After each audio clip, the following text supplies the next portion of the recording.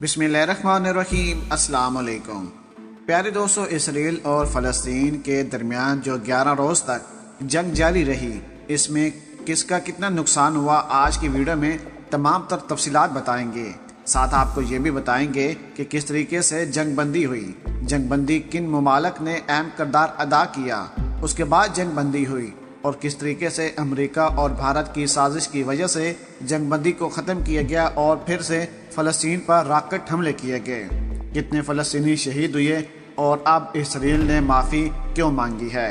तमाम तर तफसीलात आपके साथ शेयर करेंगे, लेकिन वीडियो को आगे बढ़ाने से पहले हमारी गुजारिश है कि जिन अहबाब ने अभी तक हमारे चैनल को सब्सक्राइब नहीं किया वो सबसे पहले हमारे चैनल को सब्सक्राइब कर दें और साथ में जुड़ी बेल आइकन को भी दबा दें, ताकि न्यूज़ से रिलेटेड जब भी हम कोई वीडियो अपलोड करें वो सबसे पहले आप अहबाब को मिल सके।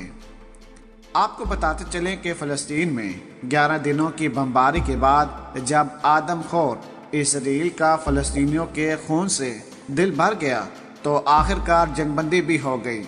अक़वाम मुत्तहिदा की इंसानी हकूक़ एजेंसी के मुताबिक इसराइली बमबारी की वजह से 248 फ़लस्तीनी शहीद हुए, जिनमें 66 बच्चे भी शामिल थे, जबकि इन हमलों की वजह से 1948 अफराद जख्मी भी हुए हैं। रहमाना हमलों के नतीजे में सैकड़ों मकानात, अस्पताल और इमारतें राख का ढेर बन गई। हमास मीडिया सेल के मुताबिक इसराइली फौज की बिलाजवाज हमलों में 205 रिहायशी ब्लॉक मुकम्मल तौर पर तबाह हो गए, 75 सरकारी और अवामी इमारतों को नुकसान पहुंचा और तकरीबन 1,20,000 अफराद बेघर हुए। जंगबंदी के ऐलान के बाद इसराइल और फ़लस्तीन दोनों जानब से फतह का ऐलान किया गया। इसराइली वज़ीर आज़म नेतन्याहू ने प्रेस कॉन्फ्रेंस से खिताब करते हुए दावा किया कि इसराइली बमबारी की वजह से हमास की जंगी सैलियत को ख़त्म कर दिया गया है और हमास को माजी में धकेल दिया है। दूसरी जानब हमास के सियासी रहनुमा इस्माइल हानिया ने कहा है कि हमास ने इसराइल को जो इंतहाई तकलीफ दे और ज़बरदस्त धचका पहुंचाया है, उसके ज़ख्म बहुत गहरे हैं। उसके साथ इस्माइल हानिया ने माली इमदाद और हथियार फराहम करने पर ईरान और जंगबंदी के लिए की जाने वाली कोशिशों पर मिस्र और कतर का ख़ुसूसी शुक्रिया भी अदा किया। हम करदा 11 रोज़ तक जारी रहने वाली इस जंग, या यूँ कहें कि इसराइल की जानब से की जाने वाले बिलाजवाज हमलों का जायज़ा लें तो चंद पहलू पर बहस की जा सकती है।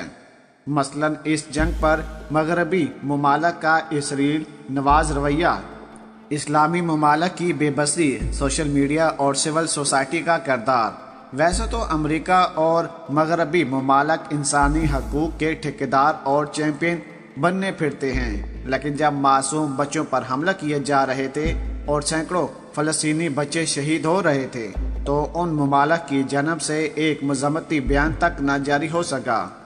उल्टा जब सलामती कौंसिल में जंग रोकने के लिए करारदाद पेश की गई तो अमेरिका ने करार को वीटो करार दिया और इसराइल को निहत्ते लोगों का कत्ले आम जारी रखने का मौका फराहम किया। गुज़िश्ता रोज़ इसराइली वज़ीर आज़म ने अमेरिका समेत 25 यूरोपीय ममालक का ख़ुसूसी तौर पर शुक्रिया भी अदा किया, जिन्होंने इस जंग में इसराइल के इखलाकी हमायत की। सो इस जारियत में तमाम मगरबी ममालक इसराइल की हमायत पर खुलकर सामने आए।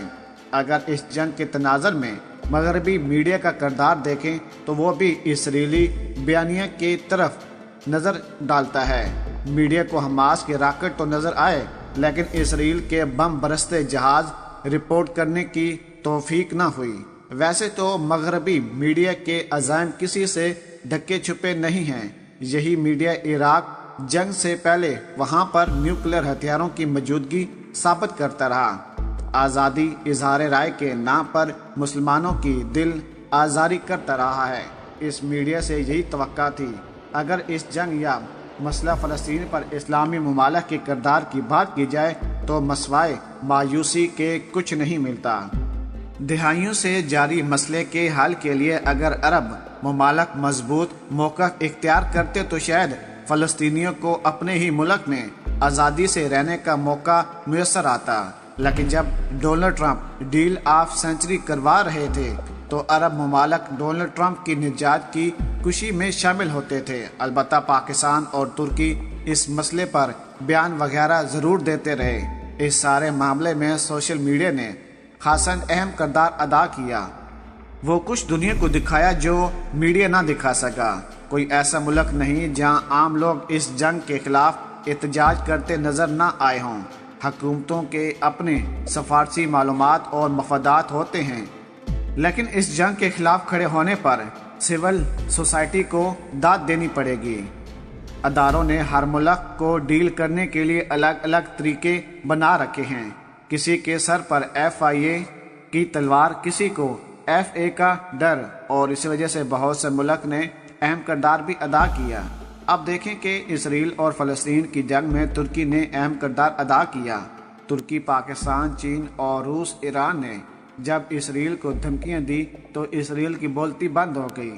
اسرائیل مجبور ہو گیا کہ وہ فلسطین کے ساتھ جنگ بندی کرے، لیکن دوسری طرف بھارت اور امریکہ اپنی سازش میں پھر کامیاب ہو گئے تھے کہ انہوں نے 11 دن تک یہ جنگ رہنے والی جو چل رہی تھی اس کو ختم کر دیا، اور اسرائیل کو کہا کہ ہم پوری طرح سے آپ کو سپورٹ کریں گے۔ یہ تمام تر ممالک آپ کا کچھ بھی نہیں کر پائیں گے، کیونکہ بھارت پہلے ہی چاہتا تھا کہ پاکستان کو سیڈ لینڈ پر کیا جائے۔ ان یہودیوں کا ایک ہی نظریہ ہے کہ مسلمانوں کو سیڈ لینڈ پر کیا جائے، مسلمان دہشت گرد ہیں، ان کو گولیاں مار کر شہید کیا جائے۔ بھارت اس جنگ میں کیوں کودا؟ کیونکہ بھارت کو چاہیے تھا مقبوضہ وادی اور پاکستان سے بدلہ لینا۔ اب دیکھیں، ہم پاک آدمی کا جتنا بھی شکریہ ادا کریں کم ہے، کیونکہ 24 گھنٹے وہ اپنی ڈیوٹی کو سر انجام دے رہے ہیں۔ پاکستان نے نہ صرف سیڈ لینڈ پر ہو کر اسرائیل اور فلسطین کو جنگ کو ختم کیا، بلکہ فلسطین کو سپورٹ بھی کیا، اور دوسری طرف بھارت نے موقع دے کر پاکستان کی LOC پر حملہ بھی کر دیا۔ وہاں پر بھی پاک آرمی نے بھارتیوں کو سرپرائز دیا۔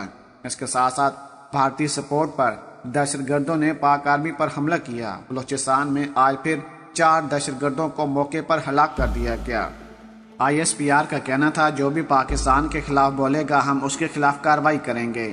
یاد رہے کہ پاکستان کے باہر سے زیادہ پاکستان کے اندر دشمن ہیں جو پاکستان کو کمزور کرنے کی کوشش کر رہے ہیں، لیکن آپ کو اور ہمیں پریشان ہونے کی ضرورت نہیں، کیونکہ جب تک پاکستان کی پاک آرمی اپنی ڈیوٹی کو بخوبی طریقے سے سر انجام دیتی رہے گی، کوئی بھی ملک پاکستان کو نقصان نہیں پہنچا پائے گا۔ پہلے دوستو، آپ نے ہماری آج کی ویڈیو کو لازمی شیئر کرنا ہے تاکہ پوری دنیا کو اندازہ ہو کہ کس طریقے سے پاکستان اور مسلم ممالک کی کوششوں کی وجہ سے فلسطین اور اسرائیل کی جنگ ختم ہوئی۔ اور اگر آج کی ویڈیو آپ کو ہماری پسند آئی ہو تو ویڈیو کو لائک کر دیں، شیئر کر دیں، اور اپنی قیمتی رائے سے ہمیں ضرور آگاہ کیجیے گا۔ پاکستان زندہ باد۔